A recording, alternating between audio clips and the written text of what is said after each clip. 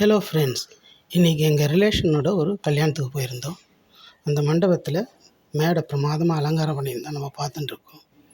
பெருமாள் தாயார் சுற்றி பூ டெக்கரேஷன், லைட் டெக்கரேஷன் ரொம்ப அருமையாக இருந்துச்சு. இந்த டெக்கரேஷன் நம்ம பார்த்துக்கிட்டு இருக்கோம்.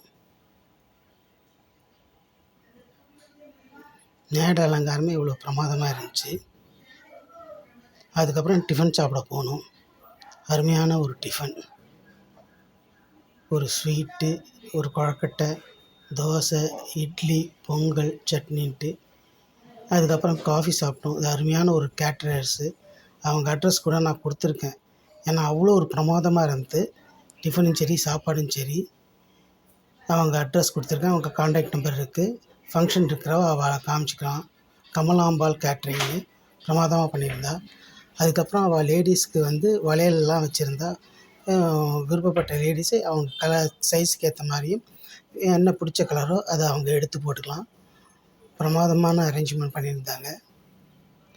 இது இல்லாமல் வாலில் ஒரு டெக்கரேஷன், அதுக்கப்புறம் கார்னிவல் பண்ணியிருந்தாங்க. நிறையா அங்கே கொலு மாதிரியும் வச்சுருந்தாங்க. ரொம்ப அருமையாக இருந்தது பார்க்குறதுக்கு.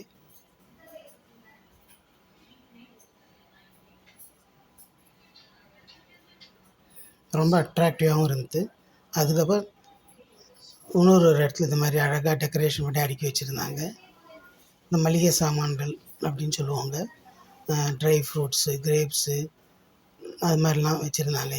இங்கேயும் அழகாக குழு மாதிரி நீட்டாக அடுக்கியிருந்தாங்க. அப்புறம் மத்தியானம் லன்ச் சாப்பிட்டோம்.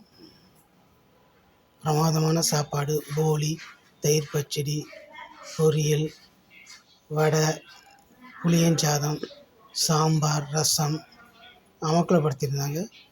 குலோப்ஜாம் கொடுத்தாங்க. வாட்டர் பாட்டில் கொடுத்துருந்தாங்க. பாருங்க, பிரமாதமாக இருந்தது. அப்புறம் ஒரு இடத்துல ரங்கோலி போட்டிருந்தாங்க. ரொம்ப அருமையாக இருந்துச்சு. அந்த ரங்கோலிக்கு நடுப்புற புஸ்வானம் மாதிரி வச்சுருந்தாங்க. பொண்ணு மாப்பிளையும் வரைச்ச அந்த புஸ்வானம் இருந்துச்சு. ரொம்ப அட்ராக்டிவாக இருந்துச்சு. நன்றி நண்பர்களே.